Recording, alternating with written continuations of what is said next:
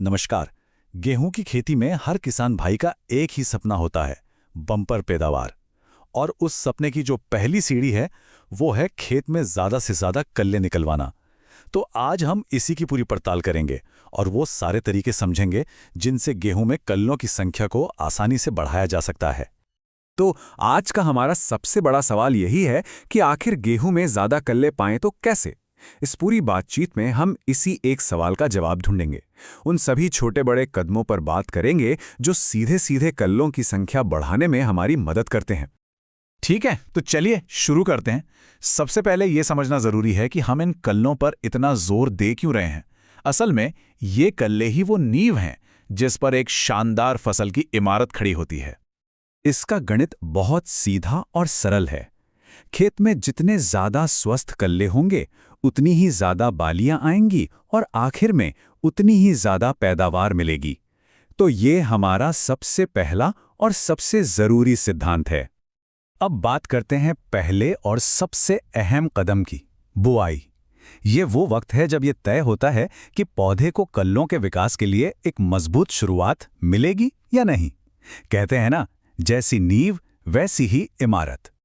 अच्छा, अब ये जो तारीख दिख रही ना, इसे तो गांठ बांध लेना है। 10 से 25 नवंबर के बीच बुआई करने से पौधे को कल्ले बनाने के लिए सबसे सही तापमान मिलता है। याद रखिए, 15 दिन की देरी भी उपज में भारी कमी ला सकती है, इसलिए सुनहरे मौके को हाथ से जाने नहीं देना है।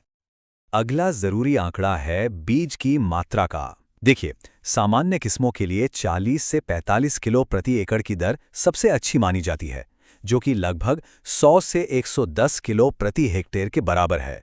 इससे कम या ज्यादा दोनों ही नुकसानदेह हो सकता है। अब इसमें जो सबसे दिलचस्प बात है वो ये है कि ज्यादा बीज डालने से फायदा नहीं होता, बल्कि नुकसान होता है। जब बीज बहुत ज्यादा होता है तो पौधे एक दूसरे से धूप, पानी और पोषक तत्वों के लिए समझ लीजिए कि मुकाबला करने लगते हैं, और इस संघर्ष में कल्लों का विकास दबकर रह जाता है। और हाँ, जब लाइन में बुआई कर रहे हों तो लाइनों के बीच 22 से 25 सेंटीमीटर की दूरी रखना बहुत जरूरी है। इससे हर पौधे तक धूप और हवा बिना किसी रोक टोक के पहुंचती है, जो कल्लों के अच्छे विकास के लिए बेहद जरूरी है। बुवाई के बाद जो पहले 45 दिन होते हैं वो सबसे ज्यादा नाजुक और महत्वपूर्ण हैं। यही वो समय है जब पौधे में कल्ले फूटने की प्रक्रिया सबसे तेज होती है। इस दौरान की गई देखभाल ही हमारी फसल का भविष्य तय करती है। तो इन 45 दिनों में 2 सिंचाइयां गेम चेंजर साबित होती हैं। पहली सिंचाई 20 से 22 दिन पर, जब क्राउन जड़ें बन रही होती हैं। ये वही जड़ें हैं जहां से पौधे के नए कल्ले निकलते हैं। और दूसरी सिंचाई 40 से 45 दिन पर, जब कल्ले बनने की प्रक्रिया अपने पीक पर यानी चरम पर होती है। ये एक सीधी सीधी चेतावनी है। अगर इन 2 महत्वपूर्ण मौकों पर पानी की कमी हुई तो कल्लों की संख्या सीधे आधी हो सकती है। तो सोचिए, सिर्फ 2 सही सिंचाई से पैदावार को दोगुना होने का मौका मिल रहा है। पानी के साथ साथ सही समय पर पोषण भी उतना ही जरूरी है, खास तौर पर नाइट्रोजन। इसे एक बार में नहीं डालना है, बल्कि 3 हिस्सों में बांट कर देना सबसे असरदार है। 1/3 बुआई के समय और बाकी के 2 हिस्से पहली और दूसरी सिंचाई के साथ। यही वो नाइट्रोजन है जो सीधे कल्ले बढ़ाने में मदद करेगी। अच्छा, एक बार कल्ले निकल आएं तो हमारा काम उन्हें बचाना और उन्हें पोषित करना है। तो चलिए अब देखते हैं कि इन नन्हे कल्लों की सुरक्षा और पोषण के लिए हमें क्या-क्या करना है। हमारा सबसे पहला दुश्मन है खरपतवार। ये वो बिन बुलाए मेहमान हैं जो हमारे पौधे का हिस्सा खा जाते हैं। अगर खेत साफ रहेगा तो सारा खाद पानी गेहूं को मिलेगा और नतीजा ज्यादा और स्वस्थ कल्ले। इसके लिए बुआई के 30 से 35 दिन बाद क्लोडिनाफॉप और मेटासल्फ्यूरॉन या फिर 2,4-D जैसी दवाओं का छिड़काव करना एक बहुत ही प्रभावी उपाय है। सही समय पर कंट्रोल करना बेहद जरूरी है, वरना ये खरपतवार फसल पर हावी हो जाते हैं। कभी कभी क्या होता है कि पोषक तत्वों की कमी से पत्तियां पीली पड़ने लगती हैं। ये एक संकेत है कि पौधे को तुरंत पोषण चाहिए। ऐसे में 30-35 दिन पर और फिर 50 दिन पर एक फोलियर स्प्रे बहुत फायदा करता है। इसमें 2% urea, 0.5% zinc sulphate, 0.5% ferrous sulphate और 0.2% बोरॉन का घोल बनाकर स्प्रे कर दें। इससे पौधे फिर से हरे भरे हो जाते हैं और उनकी बढ़वार अच्छी होती है। चलिए अब बात करते हैं एक और महत्वपूर्ण फैसले की, जो है सही किस्म का चुनाव। देखिए, हर खेत की मिट्टी और माहौल अलग होता है। इसलिए किस्म का चुनाव भी सोच समझकर करना चाहिए। खासकर उत्तर प्रदेश जैसे क्षेत्रों के लिए तो ये बहुत मायने रखता है। आइए इस तालिका को जरा ध्यान से देखते हैं।